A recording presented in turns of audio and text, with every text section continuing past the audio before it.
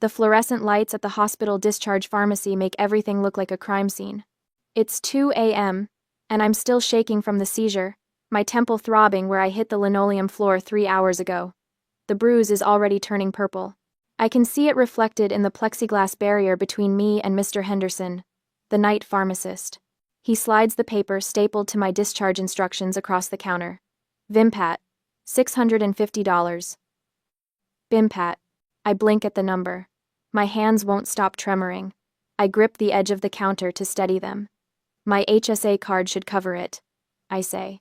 My voice sounds distant, like I'm hearing myself through water. My father manages the account. Mr. Henderson takes the card, swipes it. The machine beeps once, twice. Then a long, flat tone that sounds like a funeral dirge. Declined. Zero balance. The words don't make sense. I stare at the screen showing my name, my account number, and that impossible zero. That's not right. There should be money in there. Can you try again? He swipes it 3 more times. Same beep. Same zero. Says here the insurance requires prior authorization from the policyholder for this medication. He pushes the card back toward me. You'll need to contact them directly. The policyholder. My father. My phone feels like it weighs 10 pounds as I pull it from my coat pocket. The screen is cracked from when I fell. Everything tonight is cracked. Broken. Wrong. I step away from the counter, away from the line forming behind me, and dial. It rings 4 times. I count each one. This better be important, Rochelle. His voice is sharp, annoyed, not worried, not concerned that his daughter is calling from a hospital at 2 a.m. Dad, I'm at the pharmacy. They need authorization for my prescription, the Vimpat, and my HSA card declined. Can you approve it? Or transfer some money? Silence. Then a heavy sigh, the kind he uses when I've disappointed him again. There's been a routine IRS audit. All the accounts are temporarily frozen. Nothing I can do tonight. My heart hammers against my ribs. But I need this medication. The doctor said it's urgent. I had a seizure, Dad. A bad one. You're always having something. His tone shifts to irritation. I'm handling a financial situation right now. Can't this wait until morning? Can't this wait until morning? No. They said I could have another seizure without it. I need $650. Please. I hear rustling, voices in the background. Then his voice changes, becomes defensive, and I know I've caught him at something. Look, I just secured the 1,968 vintage Fender Stratocaster for Sterling's showcase tomorrow. $18,000. That's an investment. Your medication is a sunk cost. Go home and take a Tylenol. The words hit me like a second seizure. $18,000. For a guitar. While my HSA account sits at 0. Dad, I can't just take Tylenol. This isn't a headache. I was unconscious. I bit my tongue. I don't remember anything between smelling rotten eggs and waking up on the floor with paramedics over me. Don't be dramatic. It's just a headache. You've always been dramatic. The memory surfaces without permission. I'm 16 again, sitting in the SAT testing room, that sulfuric smell filling my nose, rotten eggs. I'd raised my hand, asked to be excused, said I felt sick. The proctor had called my father. He'd arrived furious, accused me of faking, of being lazy. Stop being lazy and dramatic, he'd said in front of everyone. I'd finished the test in a fog, unable to focus, and my scores reflected it. He'd been even angrier then. I should hang up. I should tell him what I really think. But the old programming kicks in, the one that's been running since I was a child. I'm sorry, I hear myself say. I'm sorry for waking you up. Just go home. We'll figure it out in the morning. The line goes dead. I stand there holding my phone, staring at Mr. Henderson through the plexiglass. He's watching me with something that might be pity. I shake my head, walk past him, past the other people waiting with their prescriptions, and push through the automatic doors into the parking lot. The November air hits my face, cold, sharp, real. My car sits under a streetlight, looking small and ordinary. I know I shouldn't drive. The discharge papers explicitly said not to. But an ambulance bill would finish destroying me financially. I climb in, grip the steering wheel with both hands to stop the shaking. That's when it hits me. Not another seizure. Something worse. A realization. If I had died on that linoleum floor tonight, he would have worried about the funeral costs. Not my life. Not me. The expense of disposing of his liability, daughter. I start the engine. I'm not dying tonight. Not for him. Not because he decided a guitar was worth more than my brain. I pull out of the parking lot, driving slowly, carefully, into the dark Denver streets. My hands still shake on the wheel, but it's different now. Not fear. Rage. 3 days. That's how long I've been rationing the pills my roommate's emergency loan bought me. 3 days of splitting tablets, of calculating hours between doses, of waking up at 4 a.m. to make sure the levels in my blood don't drop too low. I sit in Dr. Elias Thorne's waiting room, staring at the intake form on my lap. Previous neurologist visits. I leave it blank. I don't know the answer. Rochelle Thompson? Dr. Thorne doesn't look like the other neurologists I've seen. No fake smile, no clipboard held like a shield. He's maybe 60, with steel gray hair, and the kind of face that's seen too many liars to tolerate another one. You were non-compliant with your previous treatment plan, he says, pulling up something on his computer. Not a question, an accusation. I didn't know I had a treatment plan. He turns the monitor toward me. The federal database fills the screen. My name at the top. Below it, a list that makes my stomach drop. Patient no-show. Dr. Patricia Valdez, Neurology. April 2021. Patient no-show. Dr. Michael Reyes, Neurology. September 2021. Patient no-show. Denver Medical Center, Neurology Clinic. January 2022. 5 appointments over 4 years. 5 appointments I never knew existed. My parents told me I had anemia, I hear myself say. When I was 14, they said I just needed iron supplements. Dr. Thorne scrolls up. The diagnosis sits there in black text on white background, dated 10 years ago. Temporal lobe epilepsy. Not anemia, not teenage drama, not laziness, epilepsy. My father knew. For 10 years he knew. I need you to log into your patient portal, Dr. Thorne says. Pull up any records you have from your pediatrician. I try. Username, password. The spinning wheel. Access, denied. I try again. Same result. The 2-factor authentication must have reset, I say, but my voice sounds hollow. Let me try the recovery email. The recovery email bounces back. Address not found. Dr. Thorne leans forward, studies my face. Try calling the portal helpline. Right now. I dial. The automated system asks for my phone number to verify my identity. I enter it. I'm sorry. That number is not associated with this account. What number is on file? I ask the robot voice. It recites a number I don't recognize, but I know who it belongs to. My father's business line. Someone changed your contact information, Dr. Thorne says. His jaw tightens. Someone deliberately locked you out of your own medical records. My phone rings. Mom's photo on the screen. I answer because some part of me still believes she might help. Rochelle, honey.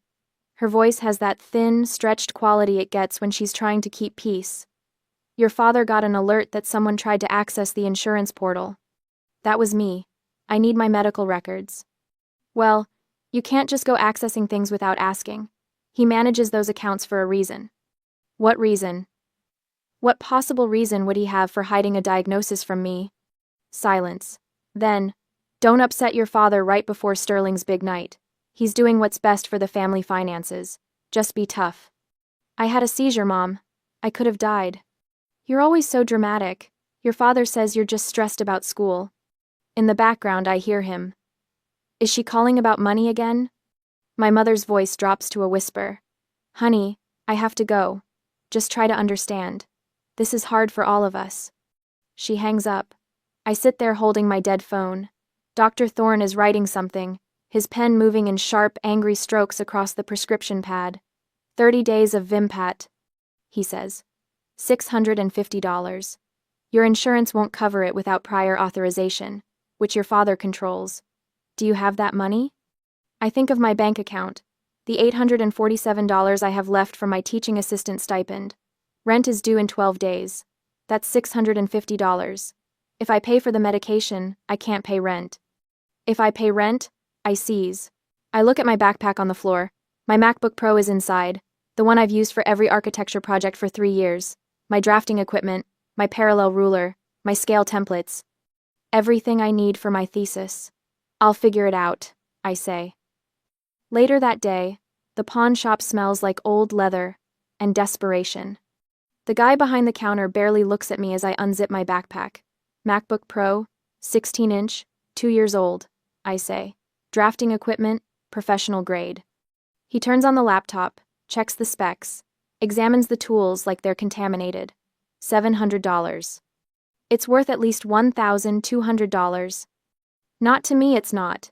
$700. Take it or leave it. I think about the Stratocaster. $18,000. For a guitar my father bought while I stood in a pharmacy at 2 a.m., shaking. $800, I say. Final offer. He shrugs. Fine, cash only. The bills feel obscene in my hand. I drive straight to a different pharmacy, one across town where they don't know my face. The pharmacist doesn't ask questions. Just takes my money, hands me the bottle. I sit in my car in the parking lot, holding the pills. My laptop is gone. My thesis drafting tools are gone. Everything I need to finish my degree, traded for 30 days of not dying. I open the bottle, take one pill with lukewarm water from a gas station bottle, swallow it down. My phone buzzes. A text from my father. Stop harassing your mother. Focus on school. I stare at the message. Then I put the pill bottle in my glove compartment, lock it, and grip the steering wheel with both hands. He thinks I'm weak. He thinks I'll break. But I just traded my future for my brain, and I'd do it again. That makes me stronger than he'll ever understand. The alert comes through on Garrick's phone while he's standing in the Thompson garage, admiring Sterling's new guitar case. Portal login attempt. Rochelle's credentials. Failed. I don't know this yet. I'm sitting in my dorm room at 9 a.m., staring at the locked patient portal screen, when my phone buzzes. A text from Dad. Stop acting out or I'll stop tuition payments. You're jealous of Sterling's success. My stomach drops. I hadn't expected him to notice so quickly. Hadn't expected him to care. A second text follows. This behavior is unacceptable. Get help. I set the phone down carefully, like it might explode. My hands want to shake, but I won't let them. Not anymore. What I don't see is the email he sends 30 seconds later. The one to Professor Marianne Caldwell, my graduate advisor. Subject line: Family emergency regarding Rochelle Thompson. The body reads: Rochelle is experiencing a mental health crisis. Please monitor her behavior carefully. She has become fixated on perceived family slights and may exhibit erratic conduct. We are concerned for her well-being and academic standing. He's building a narrative, making me the unstable one before I can tell anyone what he's done. But I have paper records. 3 days of discharge summaries, medication logs, and a diagnosis sheet from Dr. Thorne that clearly states temporal lobe epilepsy, diagnosed age 14, treatment delayed 10 years. I stack them in a manila folder and drive to Aunt Maura's house. Maura lives in a brick bungalow in Lakewood, 40 minutes west. I haven't seen her in 8 years. Dad made sure of that after Grandma's funeral. Maura's bitter about the will, he'd said. She's toxic. We don't associate with toxic people. I knock. Wait. The door opens, and Maura stands there looking exactly like I remember, just grayer. She has Dad's sharp jaw but kind eyes. Rochelle. Her voice cracks. My God, look at you. I don't know what she sees. Probably the bruise that's faded to yellow-green on my temple, the dark circles. The fact that I'm wearing the same coat I wore to Grandma's funeral because I can't afford to replace it. I need your help, I say. It's about Dad. She steps aside immediately. Come in. Her kitchen table is oak, scarred from decades of use. I spread my papers across it like evidence at a trial. Maura sits across from me, reading Dr. Thorne's notes with increasing tension in her jaw. He hid your epilepsy diagnosis for 10 years, she says finally. Not a question. A confirmation of something she already suspected. And he took my HSA card to zero while buying an $18,000 guitar for Sterling. Maura closes her eyes. When she opens them, they're wet. There's something you need to know. She stands, walks to a filing cabinet in her hallway, returns with a folder thicker than mine. The Thompson Family Trust. Your grandmother established it specifically for you. Medical needs and education. It should hold $150,000. The number doesn't compute, What? I'm listed as backup trustee. Your father is primary. When Mom died, she wanted to make sure you'd be taken care of. She knew about your seizures, Rochelle. She knew, and she was terrified Garrick wouldn't handle it properly. My vision tunnels. Why didn't you tell me? I haven't spoken to your father in 8 years. Not since he showed his true colors with our mother's will. He got the house, the cars, everything liquid. Mom only managed to protect this one thing for you, and she made me backup trustee as insurance. She slides the folder toward me, but I never had reason to access the account. I assumed he was managing it properly. The trust documents are official, notarized, dated 3 months before Grandma died. I read my name over and over. Beneficiary, Rochelle Marie Thompson. Purpose, medical care and educational expenses. Can you access it? My voice sounds strange, distant. Mora's already pulling out her laptop. I can try. Back at the Thompson house, something else is happening. Sterling is supposed to be at campus for a music theory class, but he came home sick. That's what he told Mom. Really? He needed his emergency credit card from Dad's office, the one for textbooks. He's walking past the den when he hears Dad's voice through the door. Low, urgent. I told you I'll have it by Friday. Sterling's showcase brings in investors. I've got 3 lined up who want to fund his first album. That's $20,000 minimum. Silence. Then, don't threaten me. I've been good for it before. Sterling freezes. His father's tone is wrong. Desperate. Dad doesn't do desperate. Fine. 15% interest. But I need until Friday. Loan shark. Sterling knows that tone from movies, from stories. His stomach turns over. He hears the chair scrape. He moves quickly, quietly back toward the kitchen. Gets there just as Dad emerges, phone already dialing another number. Sterling's heart hammers. He pulls out his phone, opens Venmo, types in Rochelle's username. $500. Everything he has from his part-time job at Guitar Center. His thumb hovers over the pay button. Give me that. Garrick is faster than he looks. He snatches the phone from Sterling's hand just as Sterling's thumb descends. The screen still glows with the confirmation prompt. You were going to send her money? Garrick looks at the screen, his face turning purple. He hits cancel with a violent tap and shoves the phone into his own pocket. You don't send her anything. Ever. Do you understand? She's my sister. She had a seizure. She's manipulating you. Dad's voice drops to something cold and precise. Rochelle is on drugs. Has been for months. That's why she's acting erratic, making up stories about medical conditions. She's using you because she resents your talent. She always has. The words should sound true. Dad's voice has that certainty it always does. But Sterling keeps hearing the phone conversation, the desperation. And he thinks about Rochelle at Thanksgiving 2 years ago, talking about her architecture thesis, her eyes bright with actual passion. I want my phone back. When you prove you can be trusted. Dad pockets it. You have a showcase in 36 hours. Focus on that. At Mora's kitchen table, the trust portal finally loads. Mora has entered her backup trustee credentials, gone through 2-factor authentication sent to her phone. The page refreshes. Account balance, $2,100. I stare at the number. Mora goes pale. That's impossible. There should be over $147,000 more. My hands are steady now. Perfectly steady. Show me the transaction history. She clicks. The list loads. Pages and pages of withdrawals. Most of them marked Specialized Educational Consulting, with payment going to something called Thompson Solutions LLC. That's a shell company. Mora says, I'd bet my house on it. I pull out my phone, search Thompson Solutions LLC. Nothing. No website, no business listing.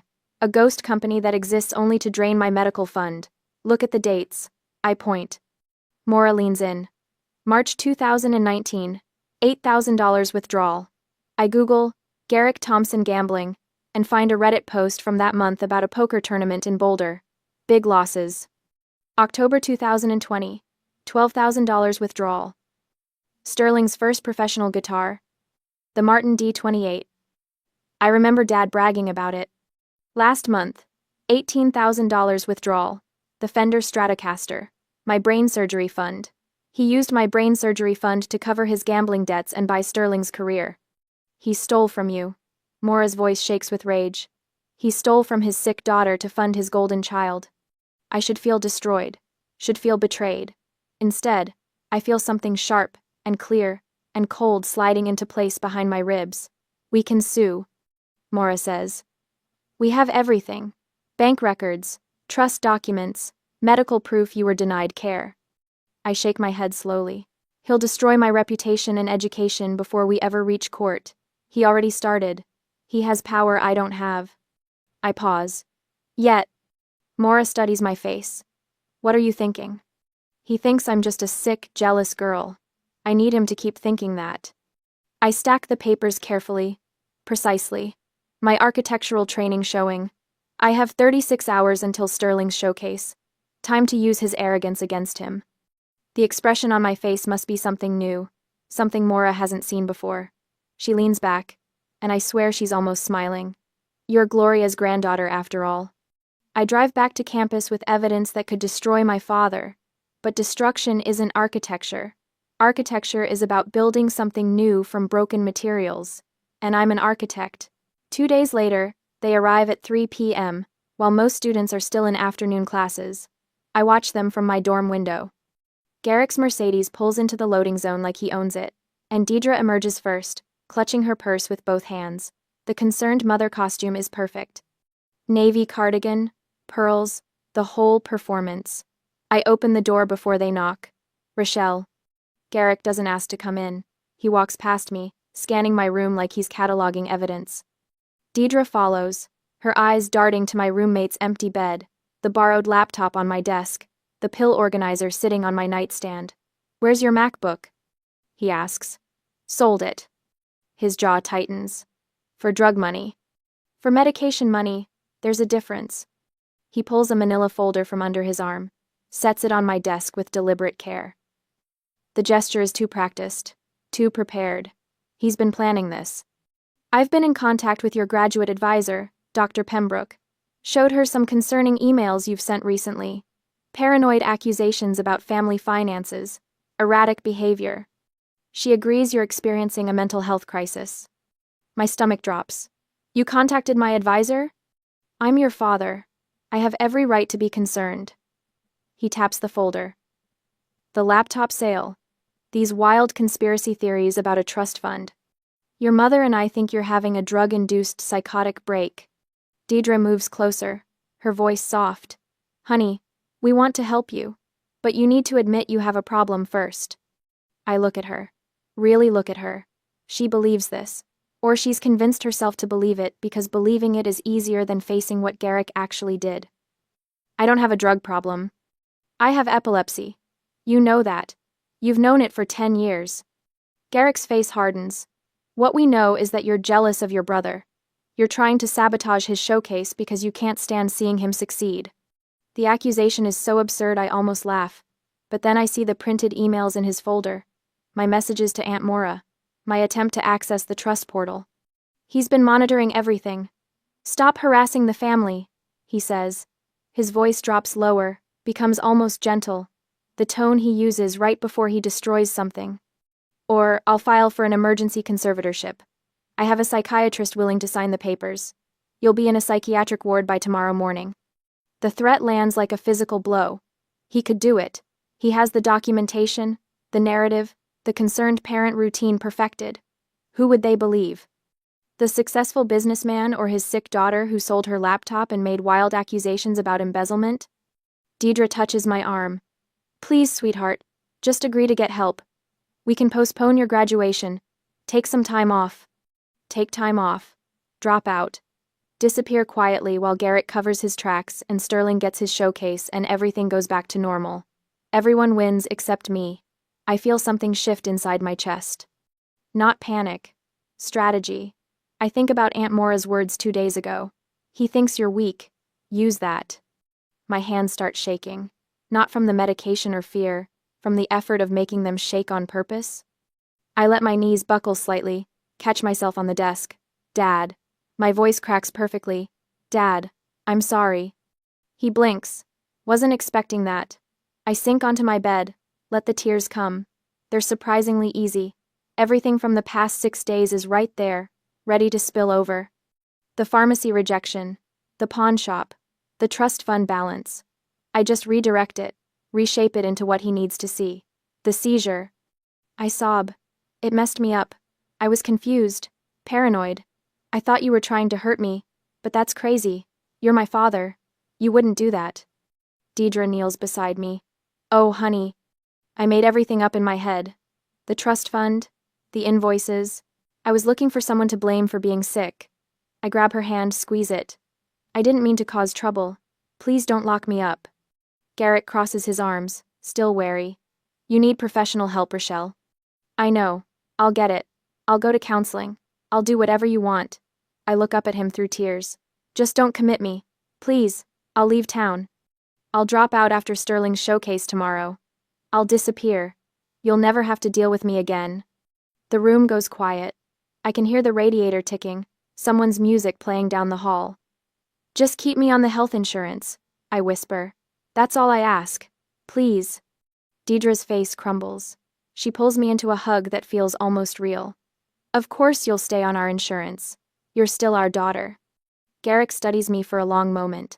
I keep my face buried against Deidre's shoulder, let my body shake with sobs. I can feel him deciding, weighing options, calculating outcomes. Finally, he sighs. All right, but I want you gone by Monday, and if you contact Maura again, or spread any more lies about this family, the deal is off. Understood? I nod against Deidre's cardigan. Good girl. He actually pats my head. Like I'm a dog that's learned a trick. Come to the showcase tomorrow night.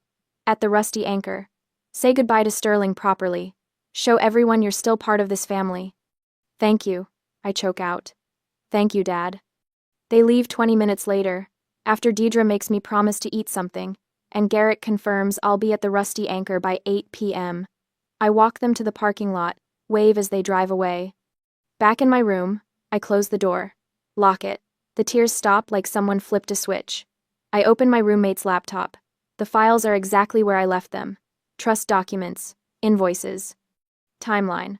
All uploaded to 3 separate cloud accounts this morning.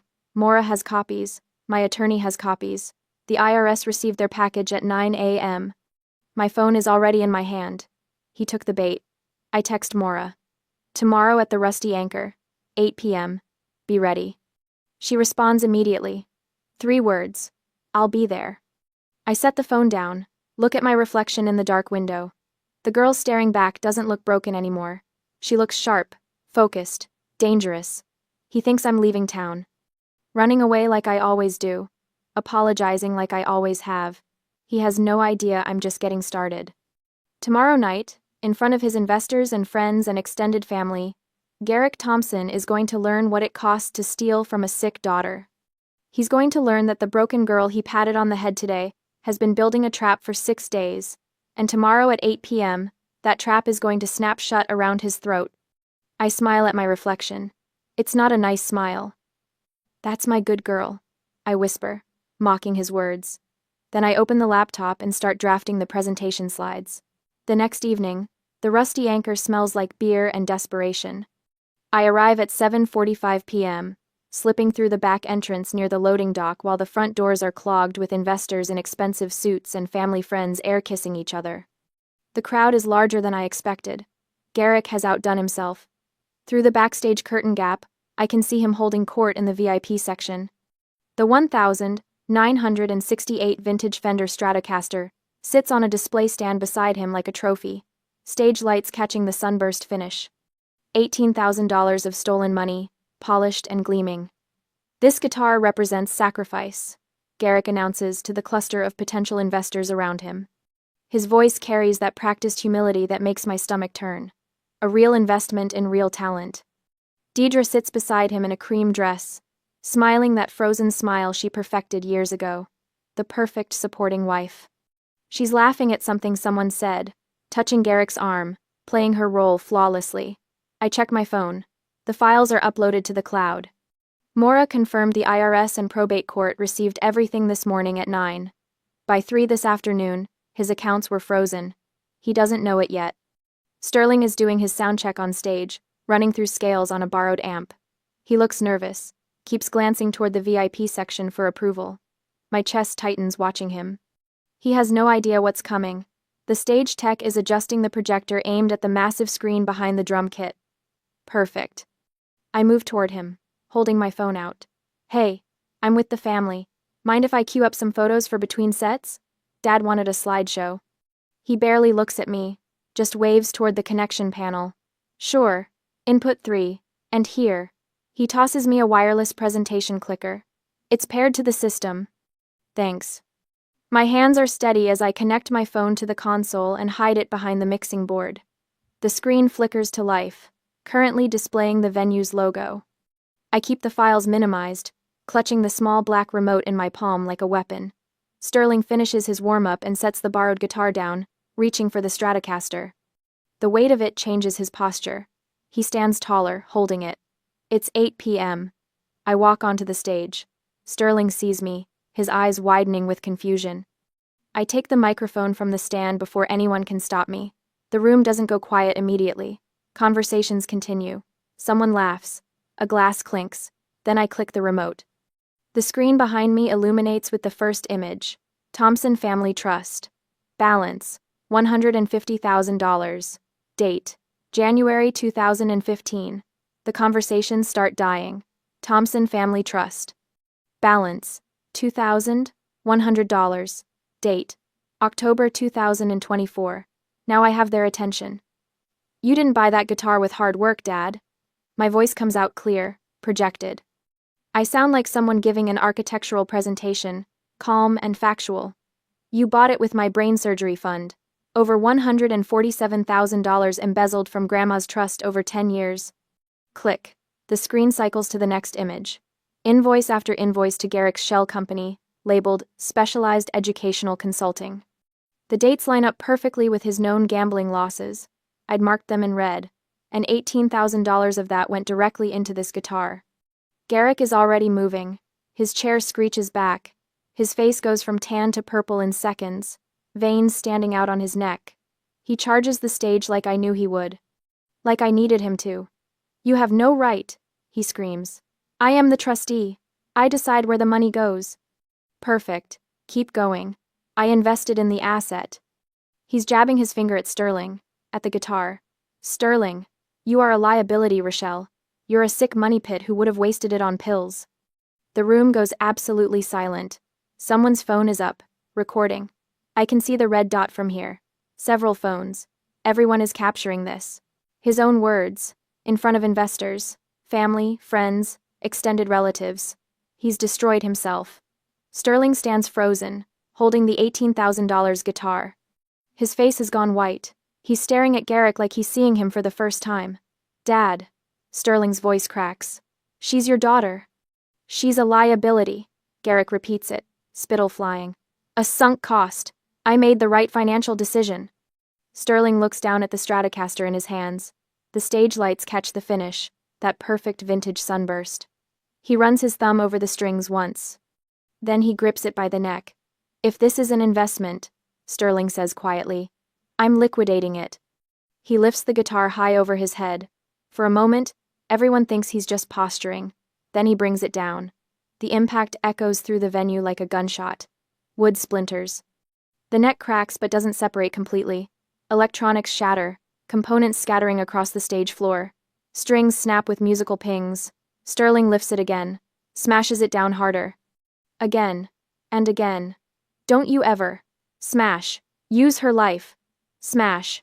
To buy my fame. The final impact splits the body completely in half. Sterling is breathing hard, standing in the wreckage. His hands are bleeding from the broken strings. He's crying. The room is frozen. Nobody moves. I step forward, still holding the microphone. My voice is steady. I didn't just make a slideshow, Dad. Aunt Maura sent these files to the IRS and probate court this morning. Your assets were frozen as of 3 p.m. today. The audit you lied about? Now it's real. Deidre's face changes. That frozen smile finally cracks. What? Her voice is small. Try your credit card, I tell her. Try any account. They're all frozen, pending investigation. She fumbles for her phone. I watch her try to log into their bank app. Watch her face drain of color as the holds appear. Garrick? Her voice rises to a panicked pitch. Garrick, what did you do? But Garrick isn't looking at her. He's staring at the shattered guitar, at the investors already backing toward the exit, at his son, standing in the debris of his investment. Someone in the crowd speaks up. I want my name removed from any association with this venture. Another voice. My attorney will be contacting you. They're leaving, one by one, then in clusters. The VIP section empties. Family friends suddenly remember other obligations. Extended relatives develop urgent reasons to depart. Within 5 minutes, the venue is half empty. Garrick stands alone in the space that was packed with admirers. His investment, his Golden Boy showcase, his perfectly crafted narrative, all destroyed. The shattered guitar pieces scattered at his feet like evidence. Sterling sets down the broken neck carefully, almost reverently. He walks past Garrick without looking at him, climbs down from the stage, and comes to stand beside me. I'm sorry, he whispers. I didn't know. I know. I squeeze his shoulder. You do now. Garrick finally speaks. His voice is hoarse. You've destroyed this family. No, Dad. I meet his eyes. I survived it. The morning light fills my new apartment the way it never did in that dorm room. 6 months since the showcase. 6 months since Sterling destroyed an $18,000 guitar to prove I was worth more than wood and strings. Unit 4B isn't much. Second-hand furniture from Craigslist. Plants on the windowsill that I've somehow kept alive, but it's mine. 8 o'clock. I stand at the kitchen counter with my pill organizer. I pop Tuesday open and shake the Vimpat into my palm. 1 pill. I swallow it with coffee. No shaking hands, no panic, just routine. 6 months, seizure-free. I open my mail, and there it is. The envelope with the state seal, driver's license. Reinstated. The photo is terrible, but I'm smiling. I run my thumb over the laminated surface, and something cracks open in my chest that isn't pain. My phone buzzes. Mom's name appears. I watch it ring. It goes to voicemail. Rochelle, please. Her voice is thin, desperate. The bank is foreclosing. Your father's accounts are still frozen. We'll be homeless. You have to help us. Family helps family. The old Rochelle would already be opening her banking app, would be driving across town to save people who let her brain starve. I open my texts instead. You sold me out to keep that house 10 years ago. You had the medicine in your hand and threw it away. I'm not saving you this time. Send. I block the number before she can respond. No hesitation, no guilt, just a clean boundary, held. The trust fund came through probate 2 months ago. The forensic accountants found Garrick had stashed assets in a separate holdings account. The court liquidated his Mercedes and the studio equipment, and since the trust was a preferred creditor, I got paid before the banks took the house. $89,000 after legal fees. Maura helped me set it up the way Grandma intended. Tuition paid in full, medical expenses covered. A new MacBook Pro for my thesis work. Dr. Thorne's last appointment, he'd studied me. You're managing this beautifully. Not surviving. Managing. I see Maura every Sunday for brunch now.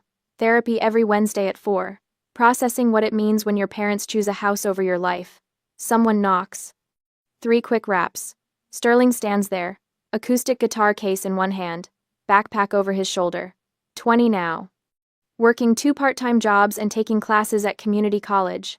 Brought lunch. He holds up a sandwich bag. And this. He pulls out a folded $50 bill. Sterling. No. It's my monthly payment. For the pawn shop debt. I told you that's settled. And I told you I'm paying you back anyway. He pushes past me.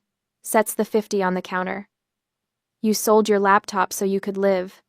We eat at my coffee table, and he tells me about his music theory professor, about the open mic night he played last Thursday.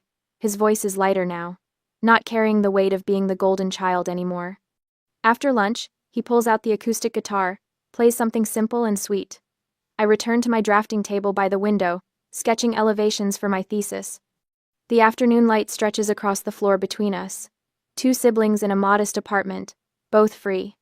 When he leaves at 5, I watch him walk to the bus stop, guitar case bouncing against his back. Then I see my driver's license on the fridge, held by a magnet shaped like a tiny house. I pull out my journal and write. I used to think love meant sacrifice. Dad taught me love is a transaction. Assets and liabilities. But Sterling showed me love is smashing a guitar when your sister's life is worth more than wood and strings. I didn't just survive. I won. I close the journal and look around Unit 4B. The plants, the furniture, the MacBook Pro, the pill organizer on the counter, Tuesday's compartment empty. Mine. All of it. Mine.